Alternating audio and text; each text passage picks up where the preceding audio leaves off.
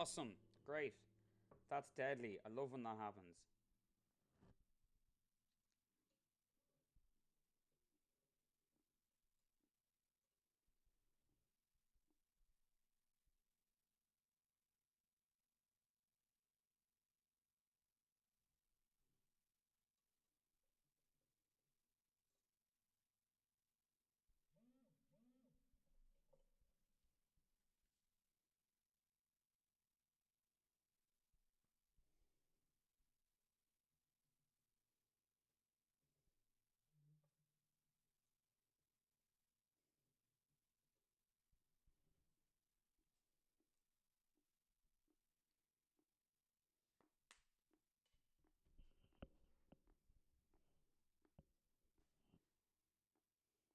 Fucking hell.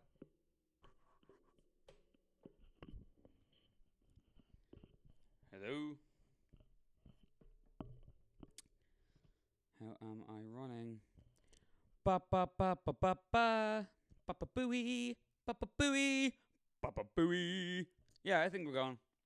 I think people are watching this. I have no idea. How do I tweet out that I'm streaming right now?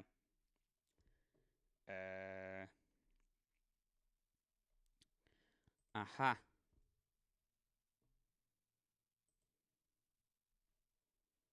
Okay. Right.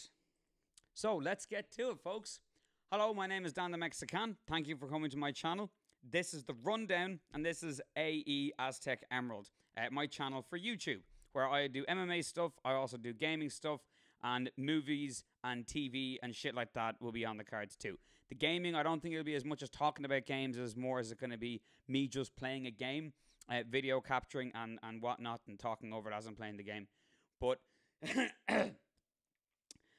comic, movie, and TV stuff will be speculation, reviews, and whatnot. And then a similar kind of aspect to the breaking down of fights, speculation for what you think is going to happen, reviews, and overall news. This is a live stream for the moment, which is different to my usual rundown because I don't know how, it's not exactly breaking news, but it's news that I didn't need to prepare a massive video for. I just wanted to get into it. And that is that we have information about this infamous UFC TV deal that's been whispers and hushes and everything in the wind. But we have, I don't know exactly how confirmed the information is, but we do have information that I'm gonna say is 94% accurate that is going to transpire. So, without further ado, which, by the way, I don't actually know what that means, let's get into it, shall we? Right. So, this deal, people were wondering with the state of the UFC at the moment, will they be able to break over 100 to 200? They're going to need around 290 to 300 million to start to really break even after buying the UFC in general. So 320 million is a pretty good start. It's probably got to that, the fact that ESPN and NBC are both sharing the bill. This is huge. This is huge. Fox is great. It was great that they were finally on TV and had a backing of a company behind them, but Fox is like the Internet Explorer. Actually, it's gone the way of Firefox is now. It's just the least credible out of a lot of them. I mean, when I hear of like fake nonsense and fake news, one of the places I hear more than anything else is Fox News. Let's not forget Simpsons, since its incarnation, has been taking the piss out of Fox, its own network. How they got away with it, I don't know. Fox canceled Futurama. I mean, they're not, especially in the sports world, they're not top of the tier.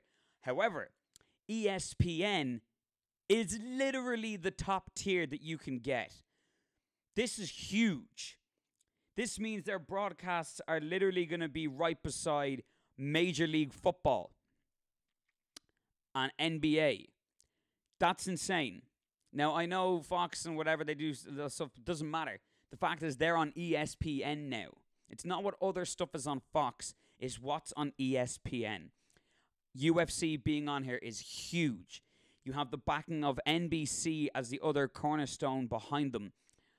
Jesus, NBC, that Peacock thing, like, that's as infamous to me as Coca-Cola symbol. Like, it's just always been a part of TV that I've watched over my life.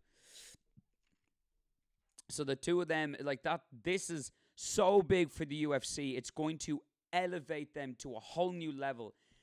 The fact that the very specific point, at the moment the UFC pays for its production. They put on amazing shows, but since the get-go, the UFC themselves have been the ones fitting the bill for the productions.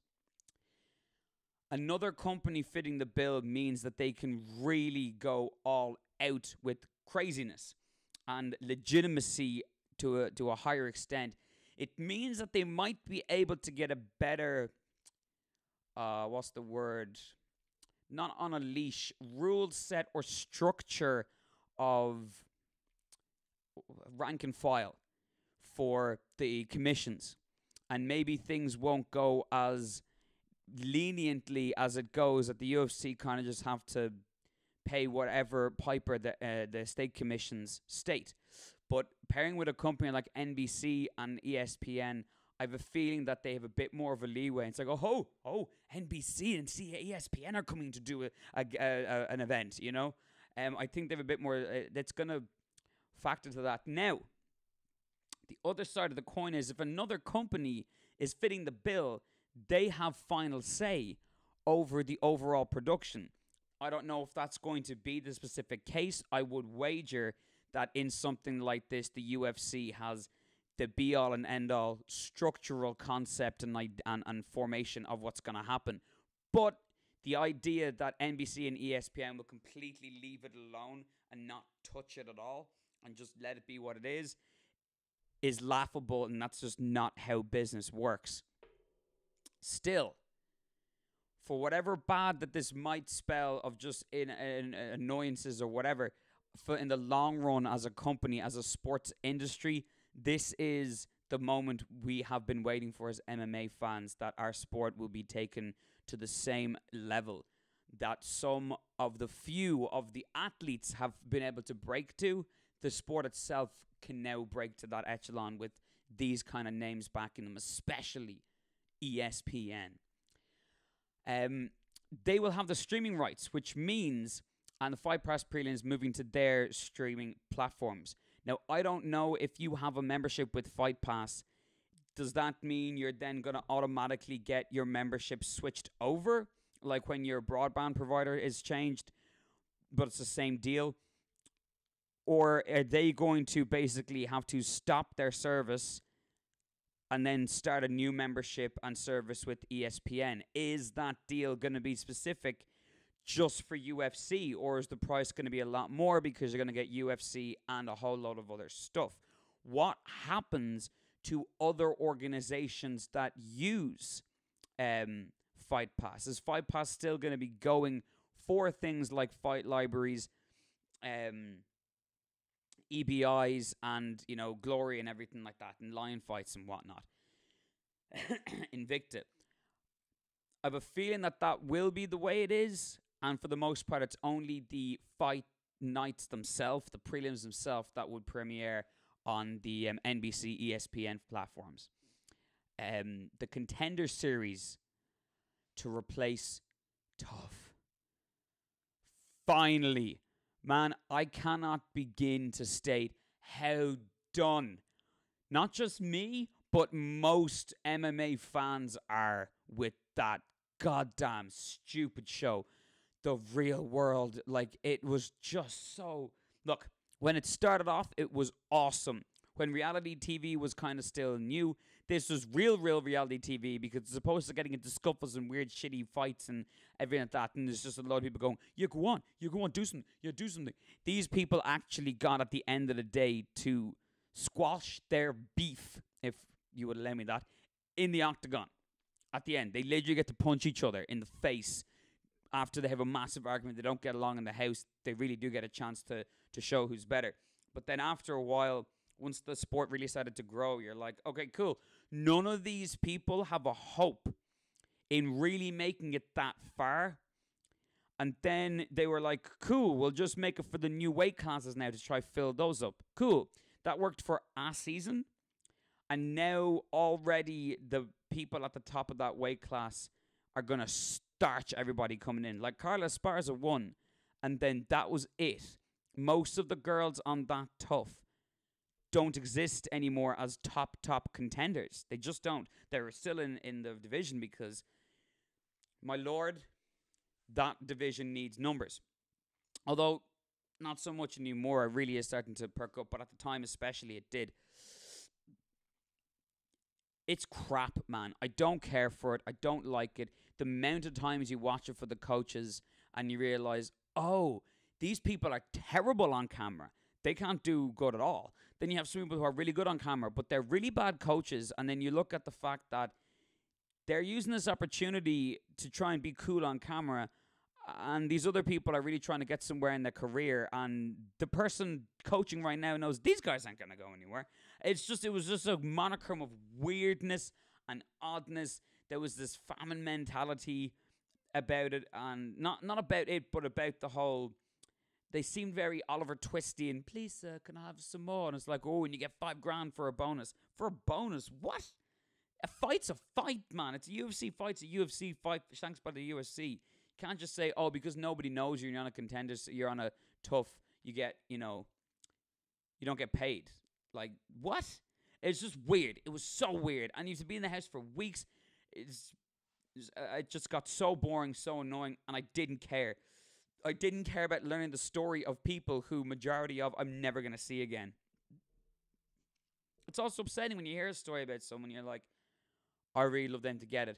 And then you hear this other person who's kind of a dick, but the person who's kind of a dick cares about the sport more and smashes the other person.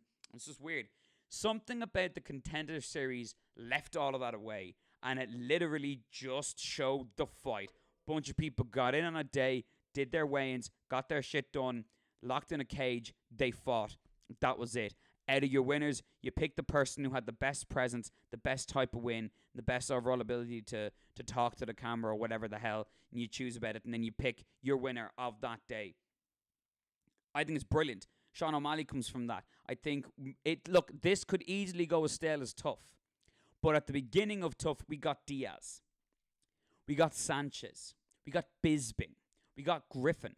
We got a lot of, like, Bonner. We got a lot. Okay, they're not that big now, but nevertheless, we got a lot of names, man. A lot of names. I can keep going. Joe Daddy. There's so many. But it gets to a point where it's just done. It's diminishing returns. We're not at that point at all yet in how the Contender Series is done, and I'm so happy that it's not just that it's here and it's doing this thing, but it's replacing it. So more time and attention is going to go in, and production is going to go into doing that as well. So I'm really happy with that.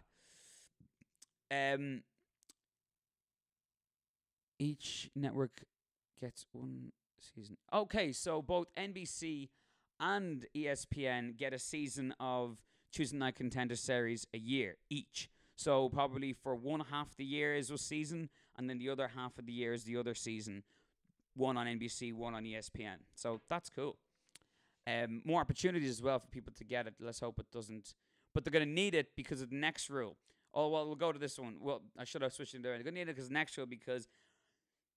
Now, if this is simply because they just want more weight classes so they can have more belts, this is a joke. But if it's for the actual legitimate reason of, no, we need these weights to separate it because there's a lot of fighters in this limbo Bermuda Triangle area of weight classes at their age or whatever, that they're either too young or too old, that they can't find that Goldilocks zone. Having these two weight classes, 165 for the men and 105 for the women, if that's the reason why you're doing it, that's amazing, because there are a lot of fighters like that who can fill out this gap, and then you want to fill out the west, want to fill out the west of the weigh-ins, by having the Contender Series, that helps it as well, and you're not coming in with 30 people at once, it's one, and then that person gets start to try and get into, gets their fight, whatever, sorted, then another week, you get another one. So, like, this is good. I like this. These are a lot of the things that people have been talking about, myself included, for a while, that we've wanted, and we've just been like, when are they gonna just start doing, standard common sense shit? It looks like it's happening.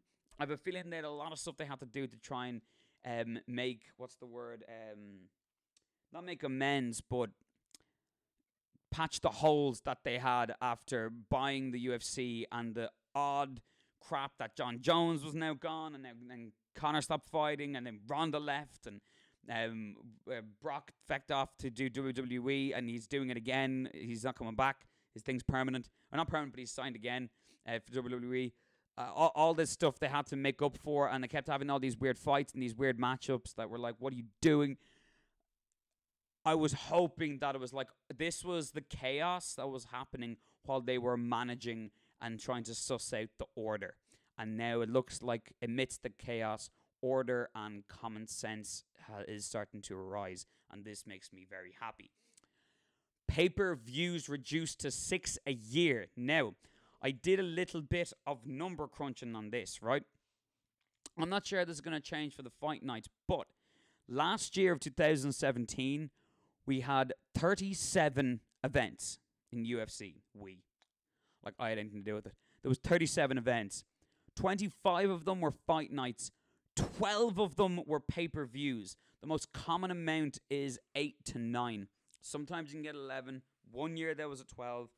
But this was a slew of pay-per-views that weren't necessarily, this has to happen, pay-per-views. A lot of the fights were like, why is that for a belt? Why is that guy not fighting that guy? Why are Bisping fighting GSP? Did I enjoy it? Yes. Was it awesome? Yes. Do I feel it affects Bisping's legacy? Nah, not really whatsoever. Do I think it adds to George's and it makes him seem, for the most part, considering the antics of other people, when you take everything into account, time, tenure, all that sort of stuff, in and out the octagon, is he the best UFC has ever had and has had on offer ever? Maybe. Very questionably, maybe. Did it make sense? No. Not at all. It was weird. So, like, those also is like, you don't need 12, especially if one or two of them is UFC events like that. But it is what it is. 6 per year is great because for a pay-per-view, you really want to get excited for it. Excited for it, and it means they can build it up, and it means that there's a much higher chance if fighters aren't fighting all the time. They can really go, okay, you versus you. You two have to fight. You're not having any fights until then, and you're going in your training camp, and you're honing your shit, and you don't mess around so you can get this fight done. And then you start seeing these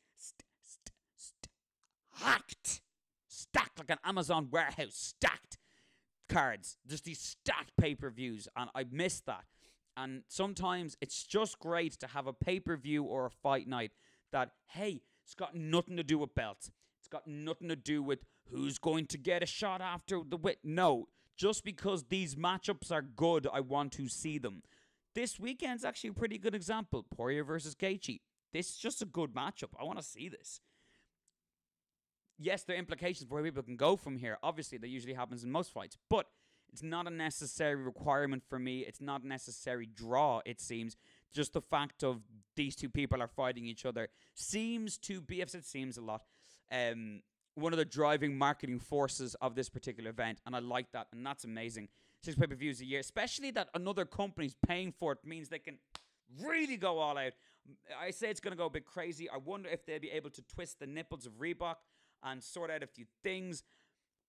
For sure, I have to admit they've gotten a lot better at their attire and their graphic design. However, if they were a bunch of 20-something-year-olds fresh out of college, then I would be like, well done. Look, you're doing the thing. You're in the top leagues, and you heard your criticisms. You're changing it up. You're giving everything you can. This is brilliant.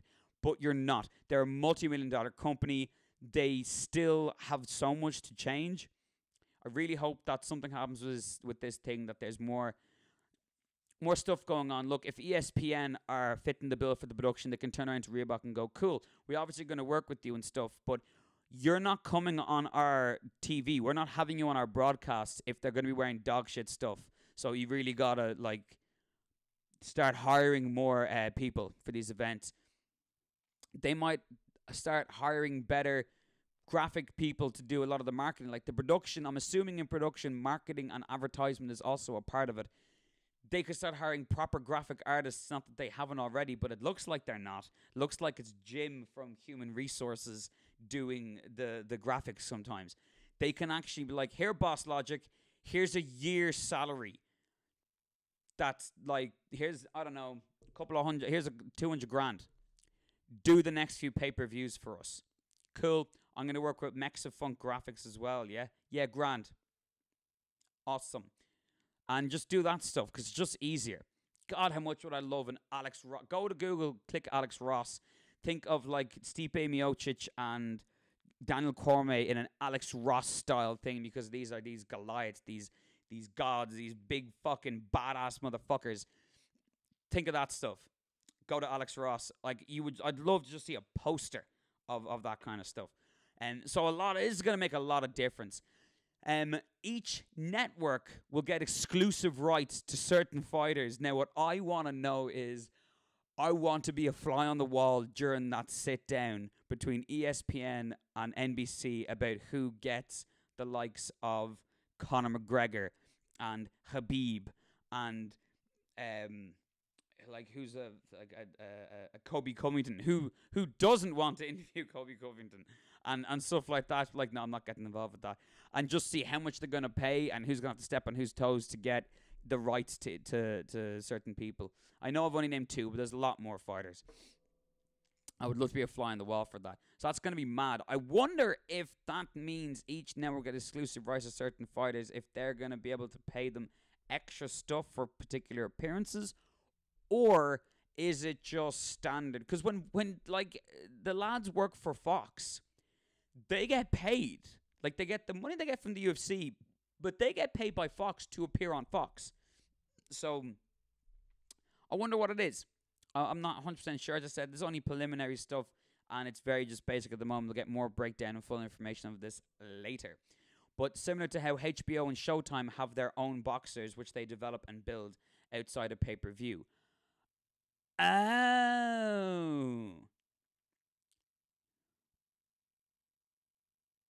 Oh, that they build, but it's not about necessarily, they don't get to sanction the fights. The fights are still between the managers and the UFC itself. This is just okay, this is still great. This is great then, because that just means it's who are they going to market, like who they choose to market more and get particular interviews with. This is great for the fighters, man. Oh, this is good. These are good news. These are good times, people. Good times. Good times. Okay, right. So let's go back to this. And we will transition back to that. 1 second. Okay. That's really good. Oh, crap. Oh, have I supposed to been...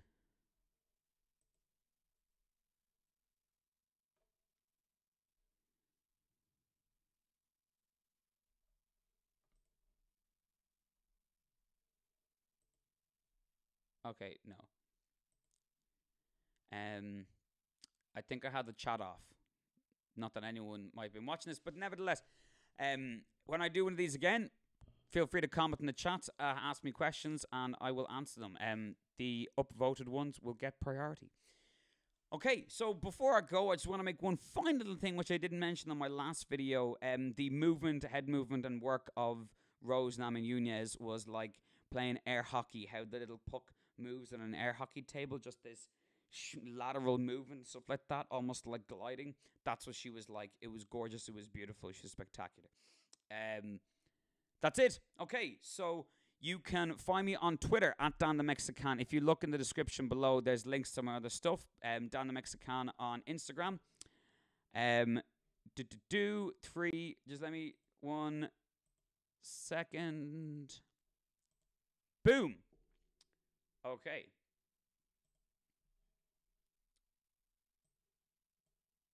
There we go. So Don the Mexican on what's it called? Twitter. Don the Mexican on Instagram. I don't think actually it's all capitals. I'll have to change that graphic for the Instagram one. Aztec Emerald on Facebook and Aztec Emerald on YouTube. Thank you very much for listening, folks. I hope you enjoyed this live stream. I will be coming back whenever something like this happens. I might do a live stream for Infinity War, depending if I have people with me or not, because I won't be able to talk about that alone. It'd be funner to do that with a bunch of people on the live stream. Otherwise, I'll just do a normal review video. Nevertheless, there will be another MMA video today's Thursday. Might do one tomorrow, just breaking down the fight card. And then after that, I will be doing a video, obviously, next week. One video every week for MMA called The Rundown. For my channel, Aztec Emerald. Website coming soon. Thank you very much for watching, folks. Where's the camera? Peace. And we're out.